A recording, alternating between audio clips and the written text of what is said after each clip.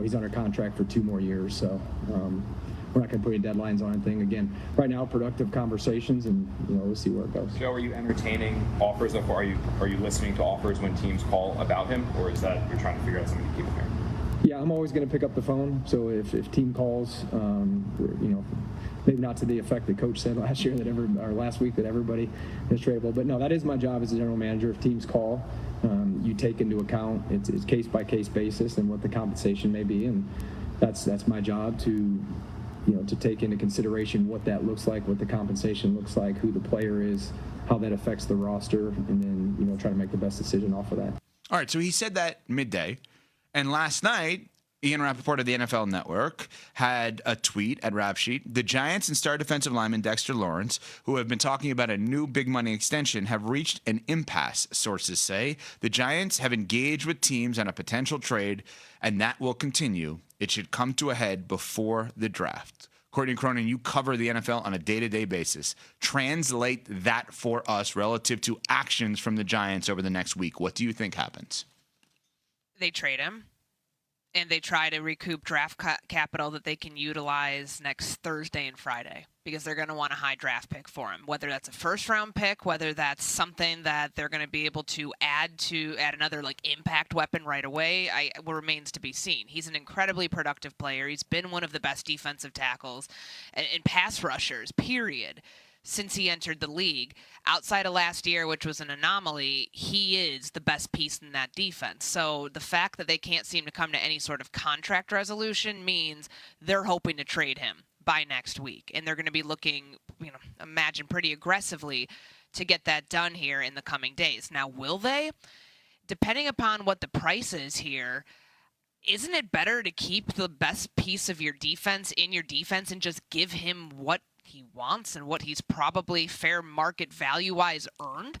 I think this is, unless this is Joe Schoen knowing that he's on the way out anyways and just trying to, kind of rid himself of this Giants organization in active time, in real time. I think this is a really weird way that this is playing out in the first year of a new coaching staff to already have your best defensive player all but out the door at this point. Yeah, the whole thing's a bit of a head scratcher because the Giants were a team unmoored, and then they go out and they land John Harbaugh. And all of a sudden, we're looking at the Giants through a different lens. We're looking at them bringing in a coach who's had success at the highest level, who's going to bring in stability, who off the top of the bat says, hey, I'm in charge here, obviously exerts his power over Joe Schoen and says this is how things are going to run. And then just when you think everything is kind of trending in a positive direction, this happens with Dexter Lawrence. It's a huge bump in the road along your way to turning this around because he is a very important piece of this football team. He's a star on the defensive side of the ball. And so, Courtney, I'm more in line with you thinking, what's the impasse here? Unless he's asking for the sun, moon, and stars, why aren't we going to get this done? And I was also a bit confused to hear Joe Schoen say that this situation really hasn't impacted their draft approach at all. Because if I'm removing potentially a huge piece from my defense, it is going to shape how I approach the draft. I am going to have to look at things in a different way. So you have to wonder if this does tell us a little something, if this is tea leaves about Joe Schoen's future with the organization. And then that breeds more questions of if he is on unsteady ground here or if he's going to be out the door, why didn't you make this move earlier? I know that the life cycle of a GM, your duties still have to go through the draft. But if he's not going to be a part of the future, why didn't you make this decision when John Harbaugh was initially hired?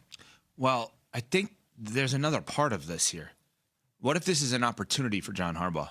What if he looks at it and says, okay, you don't want to be here? You're out. I don't want the Mike Tomlin line. I want volunteers, not hostages. I understand that Dexter Lawrence is a really good player. The Giants are not winning a Super Bowl this year. I understand that everyone thinks, oh, the Patriots, new quarterback, new coach, look at what they did.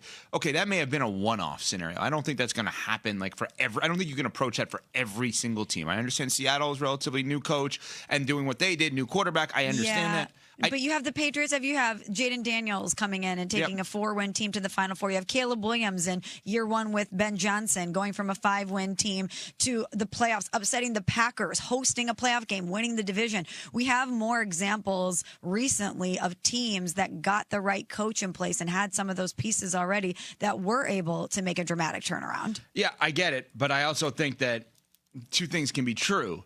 They could look at this and say, we only want people that are going to be here. If he doesn't want to be here, we're going to move on from him, and that sets the tone for the rest of the organization. I mean, it really. I don't like the idea of like, oh, John Harbaugh. Why would you not just give him a raise because you're a new coach and like he's like that? That doesn't. Then you become the Browns.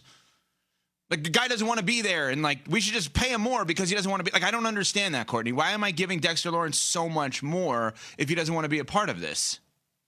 Well, let's backtrack a little bit, because does he want to be a part of this? Or at one point, Joe Schoen came out and said the talks that they were having, like we've had heard through reports, the talks were good. The talks were in a good place between the organization and what Dexter Lawrence was seeking. And it's very clear that the number here is between $28 and $30 million a year. At his best, which he wasn't last year. He missed training camp. He had a career low 0.5 sacks last year. He wasn't who he normally had been in previous seasons. But as his best, he's one of the best pass rushers in the NFL, period. As a nose tackle, his pressure rate, his sack numbers, all of that are among the top guys in the NFL, regardless of where they're playing along the defensive line. The problem I have with this, taking it a step further, not just Dexter Lawrence, but the stain on Joe Schoen, guys, is that they continue to let homegrown talent in New York walk out the door. We saw it with Wan'Dale Robinson. We saw it with Saquon Barkley. It seems at this point like Dexter Lawrence is going to be the next to go. That's a whether you drafted him or not. And I know that Joe Schoen didn't draft Saquon Barkley. That was Dave Gettleman. That was the previous regime. But the fact that they couldn't find ways to keep guys happy, guys that were brought up and developed in their organization, and then they let them go somewhere else. And sometimes they go somewhere else and do incredibly monumental things like Barkley did and like Dexter Lawrence will when he's on another team. That's a bad look for the general manager. And that's why somebody like that's got to go. I can understand the frustration here from Joe Schoen, because he feels like he's been put in a corner by John Harbaugh throughout this entire like last 4 months. Honestly, I mean, he's been stripped of his power. As what we've heard, John Harbaugh has full say on the roster. This is ultimately these decisions are ultimately going to go through him, and we know that the power structure has changed. I can't see how this ends in a positive manner with the player being on the team and with the general manager being with the team past the draft much longer. Yeah, and in that audio that we played from Joe Schoen, I don't want to say he took a shot at John Harbaugh, but he certainly disagreed with his assessment of taking phone calls and that everyone is up for grabs. And I think that Joe Schoen, I thought that was interesting too, that little slip-in about Harbaugh there in the audio we played. All right, coming up, is number one still in play? Number one, when it comes to WWE, we've gotten a few calls, and those teams know where they stand, end quote. I found that very interesting, Smalls. Almost as if you want this, there's a price. None of you have reached the price. Not, they know where they stand, like, we're going to draft Mendoza, and there's nothing you can do to get us out of that slot. But does that make this draft more compelling by just shutting that down and saying, yeah, you can write it in Sharpie. We're going to take him. He's our guy. Is that beneficial for John Spytek to take that approach, knowing that even if they fully believe Fernando Mendoza is a franchise quarterback and he will be transformational for the Raiders and bringing them back to where they want or need to be, that there isn't a price that he would move off that pick and off this player for? Come on, everybody has a price. So for him, keeping that door open even slightly ajar is beneficial for him because he wants to field every possible offer that he can while also maintaining some sort of air of mystery. And I know you have probably disagree with me that everyone has a price because I know you, or at least maybe I shouldn't put words in your mouth, but I know how important you think the quarterback position is. You said that you would give up every draft pick possible for a decade for Patrick Mahomes if That's he right. could, even at this stage in his career. So I'm curious if you think that everybody has a price, including Fernando Mendoza and the number one pick. I didn't think so until this quote. Adam Schefter tweeted this out last night, and I said, "Well, what's this? I don't know. Like I thought it was done deal. Mendoza was going to the Raiders. I think it still is a done deal. But then why say it that way, Courtney? Listen a little bit further to what John Spytek had to say. He said, if there's a player that stands out that we feel it's not worth losing, it's not worth even picking up the phone, then we'll just make the pick. He's not saying that we've gotten calls. Does that mean he's answered the phone? Seriously, I know this is semantics here that we're arguing, but I think you don't want to show your cards, which is why he's trying to be a little cagey about this and be like, yeah, of course. So, at the right price, anybody's available on this roster. You've heard me say that on this show, that anybody can get it at any time as long as the price is there and as long as the team that would be giving up that player makes out like a bandit. You'd have to make out pretty significantly like a bandit if you're the Las Vegas Raiders, because this draft class doesn't have, outside of Mendoza, which even still in a class that's just, there's two quarterbacks that we're talking about right now, Mendoza and Ty Simpson. Nobody is worth the break the bank price that it would cost to move out of that number 1 pick to go get Fernando Mendoza.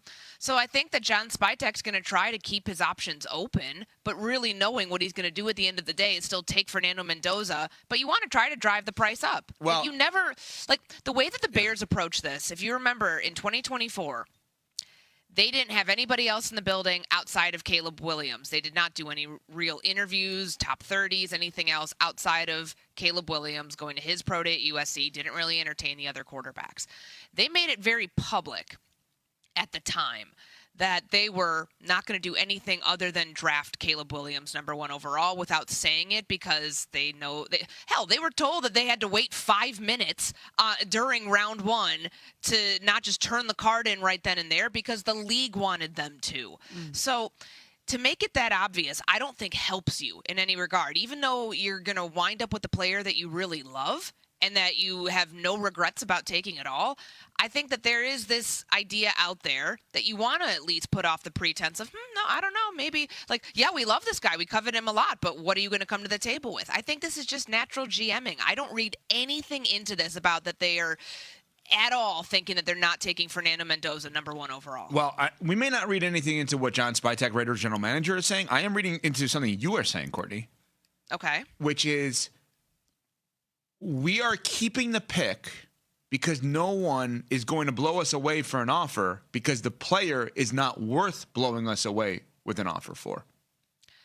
That's what. That's how I took what you just said. Am I wrong to take it down? For the number 1 overall pick, that is the most coveted spot in the draft. You have the whole draft board at your disposal. It does have to be a blow you away sort of offer, the offer you can't refuse, the haul, whatever else you want to call it. It has to be that in order for any team, Raiders or 31 others who could be in that spot, to move off that. I'm not saying Fernando Mendoza is not worth that, but I am saying that this is a quarterback draft class. It doesn't have multiple first-round picks. It doesn't have the intrigue of the one that we saw 2 years ago, the one that is setting up to be next April, in April 2027. It doesn't look like that. When there's one quarterback and then everybody else, that's where I think you can drive up the price if you were in the market to do that. They're not. They're in the market to get their guy of the future and build around him. So to me, it's honestly a non-story. I don't think there's anything here other than a GM doing business the way that GMs do during these pre-draft press conferences, of trying to be as vanilla as possible, frankly, at the podium, and just saying things to keep all of their options open and not reveal any of their cards. I get it, but I still think the idea of even alluding to the fact that, as Nuno said to me, Nuno Miguel Barrera Teixeira DeVito, our producer, said to me this morning, it sounds like they're waiting for a Godfather offer. And they're not going to get it. And in a way, is that an overall assessment from the league on Mendoza? Because next year, somebody's going to give a Godfather offer for the number 1 pick and probably get turned down. I don't know who has the pick and who's going to be picked number 1, but that's my guess, Smalls. But if he's saying we've gotten calls and those teams know where they stand, maybe they were given a Godfather offer and turned it down. Maybe he's saying those teams know where they stand because we've already denied them this number 1 pick because we believe in Fernando Mendoza so much. I'm with Courtney. I think the way Spytek is handling this is great because it's simultaneously vanilla, but also staying committed to the pick while keeping the door open in case something spectacular blows them away. Coming up, we finally have that team that could trade up in the draft.